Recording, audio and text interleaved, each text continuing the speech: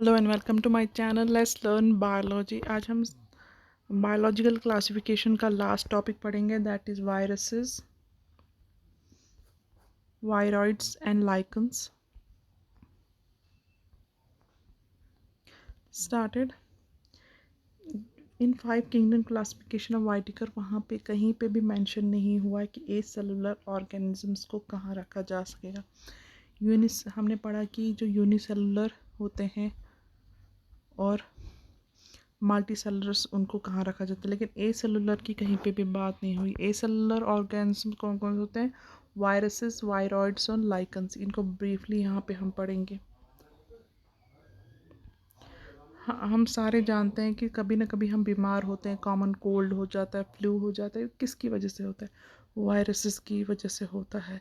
Viruses ने classification में कहीं पे भी जगह नहीं मिली है। ये कहीं कहीं माना जाता है ये लिविंग नहीं है, लेकिन अगर हम इनको समझेंगे कि living as those organ that have a cell. Living वो होते हैं जिनमें सेल स्ट्रक्चर होता है, इसमें सेल स्ट्रक्चर है ही नहीं।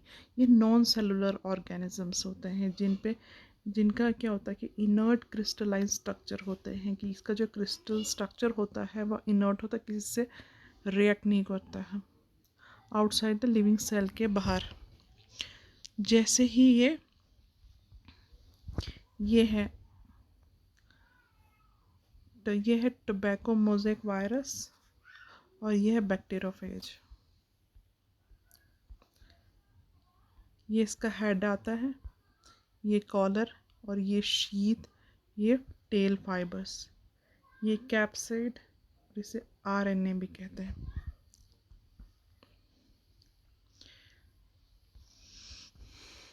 जैसे ये सेल के बाहर इन्फेक्ट करता है, they take over the machinery of the host cell to replicate themselves.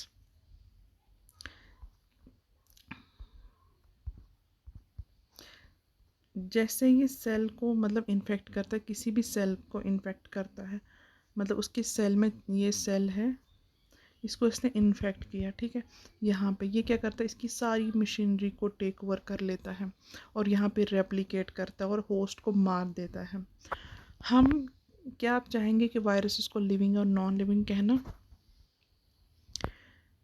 ये वायरस का मतलब होता है वेनम या पॉइजनस फ्लूइड। ये इसको पास्टर डीजे इवांस ने 1892 में बोला था। उसने रिकॉग्नाइज किया था कुछ माइक्रोब्स को as causal organisms of mosaic disease of tobacco. ये बैक्टीरिया से छोटे होते हैं पर दे पास थ्रू, लेकिन ये जो है बैक्टीरिया प्रूफ फिल्टर से पास हो जाते हैं। M.W. बेजरनिक ने डेमोन्स्ट्रेट किया 1898 में। इन्होंने एक्सट्रैक्ट किया था इन्फेक्टेड प्लांट को ऑफ टोबैको। उसमें इन्फेक्शन देखा था, उसने जो है हेल्दी प्लांट को इन्फेक्शन कॉज किया था और उस इन्फेक्शन को उन्होंने फ्लूइड निकाला था एज उस फ्लूइड को उन्होंने क्या कहा था? कॉन्टेजियम विवम फ्लूइडम, infectious living fluid. W M Stanley ने 1935 में दिखाया कि वायरसेस क्रिस्टलाइज्ड होते हैं और क्रिस्टल्स जो है वो लार्जली प्रोटीन्स के बने होते हैं। ये इनर्ट होते हैं, स्पेसिफिक होस्ट सेल के बाहर ये इनर्ट होते हैं, किसी के साथ रिएक्ट नहीं करते। वायरसेस जो ऑब्लिगेट पैरासाइट होते हैं, यानी ये होस्ट को बिल्कुल पूरी तरह से डिस्ट्रॉय कर देते हैं। इसके अलावा ये प्रोटीन वायरसेस और इसमें जेनेटिक मटेरियल भी होता है, या तो वो आरएनए होते हैं या डीएनए। कोई भी ऐसा वायरस नहीं है जिसमें वो दोनों हो, आरएनए और डीएनए। वायरसेस एक न्यूक्लियो प्रोटीन है और जेनेटिक मटेरियल इसका इन्फेक्शियस एजेंट है। जनरली हम वायरसेस जो है जो प्लांट को इन्फेक्ट करते हैं वो सिंगल स्ट्रैंडेड आरएनए होते हैं। वायरसेस जो एनिमल का इफेक्ट करते हैं वो या तो सिंगल होते हैं या डबल स्ट्रैंडेड आरएनए होते हैं या डबल स्ट्रैंडेड डीएनए होते हैं। बैक्टीरियल वायरसेस और बैक्टीरियल फेजेस। जो वायरसेस बैक्टीरिया को इन्फेक्ट करते हैं उन्हें बैक्टीरियोफाजेस कहते हैं या बैक्टीरियल वायरसेस कहते हैं। इनमें कौन सा जेनेटिक मटेरियल में डबल स्ट्रैंडेड डीएनए होता है। प्रोटीन कोड को कैप्सिड कहते हैं। स्मॉल सब यूनिट्स का बना होता है जिसे कैप्सोमर्स कहते हैं। अभी हमने ऊपर जो डायग्राम देखी थी जिसमें ये ऐसे ऐसे इस सब यूनिट्स का बना होता है जिसे हम ये कहते हैं capsomeres protect the nucleic acid को प्रोटेक्ट करता है। दीज ये कैप्सोमर हेलिकल फॉर्म में बने होते हैं और पॉलीहेड्रल ज्योमेट्रिकल फॉर्म्स में। वायरसेस क्या क्या कॉज करती है? Mumps, small pox, herpes, influenza. AIDS भी ह्यूमंस में वायरस की वजह से ही होता है। प्लांट्स में सिम्टम्स क्या है इसका? Mosaic formation, leaf rolling, curling, yellowing and vein clearing, dwarfing and stunted growth, मतलब छोटी ग्रोथ हो जाना, बड़ा ग्रोथ नहीं होना, मतलब जो है प्लांट छोटा ही रह जाता है। लीफ जो होते कर्ल कर जाते, येलो हो जाते हैं, ये वायरस की वजह से होते हैं। अब पढ़ते हैं वायरॉइड्स। 1971 में डीओ डाइनर ने डिस्कवर किया नया इन्फेक्शन एजेंट जो वायरसेस से भी छोटा होता है और क्या करता है? Potato spindle tuber disease cause करता है।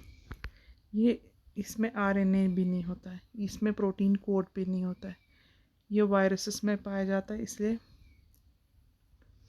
इसका नाम वायरॉइड रखा गया है।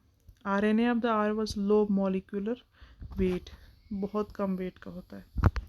उसके बाद आता है लाइकन्स। ये सिम्बायोटिक एसोसिएशन होते हैं, यानी इकट्ठे रहते हैं, म्यूचुअली यूजफुल एसोसिएशन होते हैं एल्गे और फंजे के बीच में।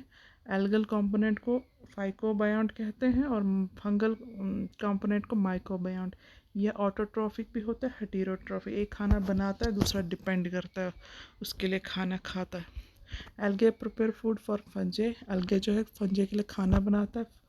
फंजा क्या करता है? इसको शेल्टर प्रोवाइड करता है और इसके न्यूट्रिएंट्स अब्जॉर्ब करता है एंड वाटर अपने पार्टनर के लिए। So close is their association, if one saw a lichen in nature one would never imagine that they had two different organism. अगर कोई इंसान इसको देखेगा लाइकन को, लेकिन कोई नहीं सोच पाएगा कि ये दो डिफरेंट ऑर्गेनिजम्स एक साथ रह रहे हैं। लाइकन जो है गुड पोल्यूशन इंडिकेटर्स होते हैं। They do not grow in polluted area, ये पोल्यूटेड एरिया में ग्रो नहीं करते हैं, इसलिए जो है ये बहुत गुड साइन देते हैं। पोल्यूशन, गुड पोल्यूशन इंडिकेटर इन्हें कहा जाता है। ये थी आज की वीडियो। मेरे चैनल को लाइक करें, शेयर करें, सब्सक्राइब करें। नेक्स्ट जो है हम नेक्स्ट चैप्टर स्टार्ट करेंगे। Thank you so much.